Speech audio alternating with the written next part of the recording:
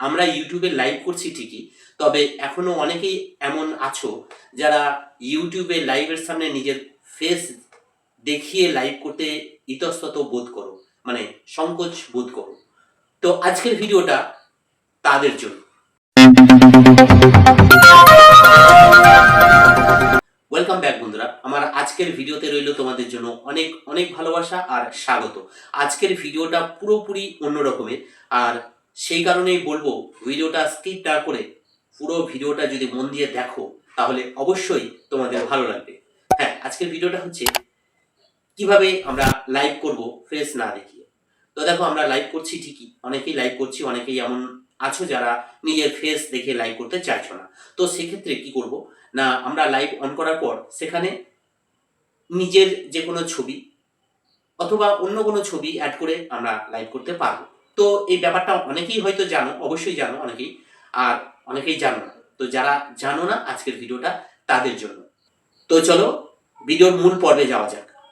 তো সর্বপ্রথম আমি আমার ফোনের হোম স্ক্রিনে চলে এসেছি।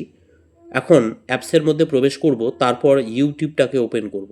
তো দেখো, ইউটিউবটাকে ওপেন করে নিলাম এবং নিচের কর্নারে দেখো চ্যানেল লোগো দেখা যাচ্ছে। চ্যানেল লোগোতে ক্লিক করে আমি আমার চ্যানেলটাকে ওপেন করে নিচ্ছি। এরপর একদম নিচে দেখো মিডিলে প্লাস আইকন আছে, প্লাস আইকনে টাচ করে নেব এবং লাইভ অপশানটাকে ওপেন করে নেব। তারপর ক্যামেরাটাকে ব্যাক করে নিচ্ছি, ব্যাক করে দিলাম। এখন পেন্সিল আইকনে টাচ করে আমি এডিট করে নেব। তো দেখো, সর্বপ্রথম আমি একটা থাম্বনেল বসিয়ে দিচ্ছি। আগে থেকে যদি থাম্বনেল করা থাকে তাহলে ভালো, আর না হলে গ্যালারি থেকে যে কোনো একটা ছবি তোমরা দিয়ে দিতে পারো। তো দেখো, যে কোনো একটা আমি ছবি এখান থেকে নিয়ে নিয়েছি। আপাতত এই ছবিটাই নিলাম তোমাদের জাস্ট বোঝানোর জন্য। তো এই ছবিটা আনার পরে নিজের মতো করে সেট করে নিতে হবে, ঠিক আছে? তো নিজের মতো এখানে সেট করে নিলাম, তারপরে সেভ করে দিলাম। সেভ করে দিলেই হয়ে। এখন টাইটেলটা লিখে নেব। টাইটেল আর কি লিখবো, মোটামুটি একটা লিখে দিচ্ছি, ওয়েলকাম বলে লিখে দিচ্ছি। দেখো এখানে ওয়েলকাম লিখে দিলাম। তো এই লেখাটাকে আমি কপি করে নেব, কেননা এটাকেই আমি ডেসক্রিপশনে বসাবো।